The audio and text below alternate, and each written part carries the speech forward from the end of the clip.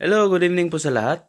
Advance Happy New Year nga pala sa ating mga kababayan na nasa Pilipinas at saka nasa ibang bansa. Lalong-lalo na dito sa Croatia, sa Europe. So, Advance Happy New Year po sa inyong lahat. Kailangan hanap tayo ng paraan ngayon kasi 9 pa yung sahod. Tsaka malayo-layo pa yung sahod, no? Tsaka kailangan may konting handa tayo bukas ng gabi pagsalubong ng bagong taon. So, problema ako ngayon kung saan ako hahanap ng pambili ng panghanda. Naisip ko dito na lang siguro ako sa bahay. Saka, mahirap maglabas-labas kasi wala akong pera eh. Ano iba kasi yung sahod. Pero buti nga lang,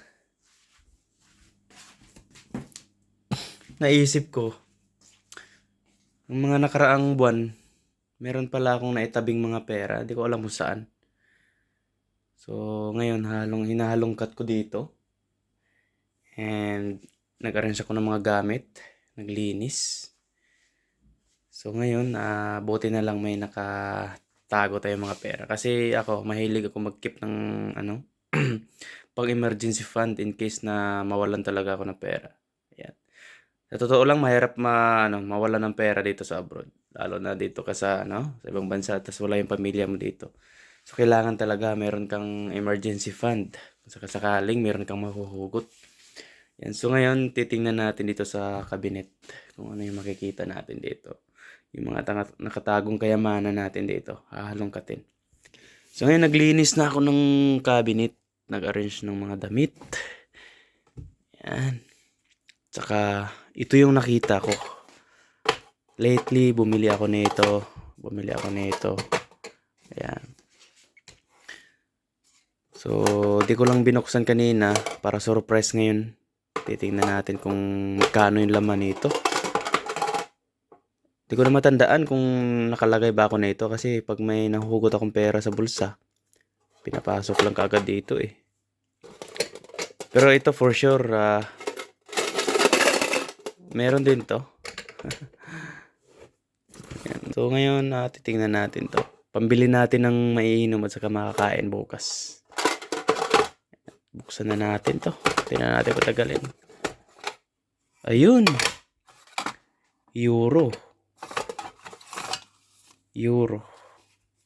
Mataas ang palitan ng euro ngayon ha. Nasa 61 pesos. Isang 1 euro. Ito 2 euro to ha. And magkano to lahat? 20, 30, 32 euro. 32 euro. So malaki-laking halaga din to.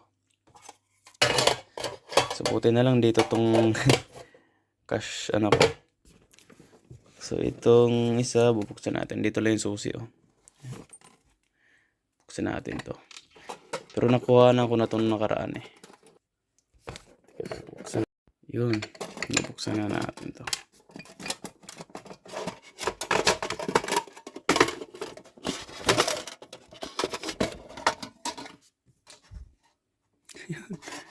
Magkano to? Mga coins ito. Merong 10 cents. Alam niyo, mga kabayan, yung mga tagbebenchenko, yung mga cents na to, talagang napaka-importante to dito, sa Europe. Yung mga yan, ito mga 2 cents, ito mga 5 cents. Ito tinatapon lang to sa Pilipinas, yung mga 25 cents. Alam nyo ba dito sa Croatia, hindi mabubuo yung pera dito kung wala to. I mean, pag bumibili ka sa supermarket, kailangan kompleto. Kasi may mga cents dito. So, hindi pwedeng i-etsapuera nyo yan, no? Kaya ito, tinatago ko talaga to. Napaka-importante ng mga cents dito.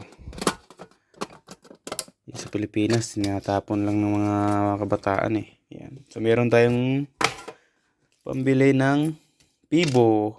Ibig sabihin, pambili ng beer. Saka pambili ng pagkain bukas. Yan.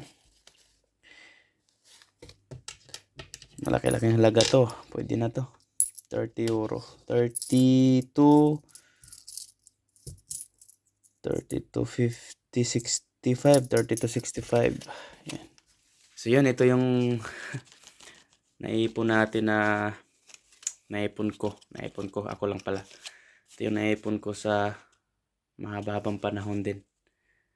Kasi minsan lang ako naglalagay dyan eh. Pagka minsan nahugot ko lang sa bulsa ko, tsaka nilalagay ko dyan. Kahit saan-saan ko lang kasi nilalagay yung pera ko. Yung mga tira-tira kong pera. Minsan nabibili lang ng ano. Minsan naman ganun eh. Hindi natin may iwasan pag hugot natin sa bulsa natin, meron tayong mga ganitong nahugot. Tsaka, yung iba naman nito is yung binabayad ng nagpapagupit. Minsan, hindi ako nagpapabayad sa nagpapagupit. Pero minsan may nagbibigay talaga.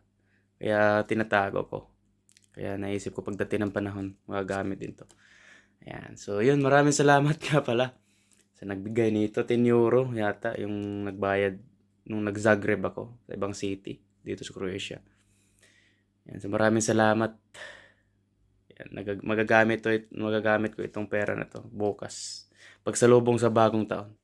So, yun lang. Tatapusin ko na itong video na ito. Ayan. So, gusto ko lang mag-greet sa aking pamilya dyan sa Negros Oriental, sa Valle Hermoso, Negros Oriental, sa Placer family, Kapugnason family, yan, Caparida family. Advance Happy New Year po sa inyong lahat. Yan, sa mga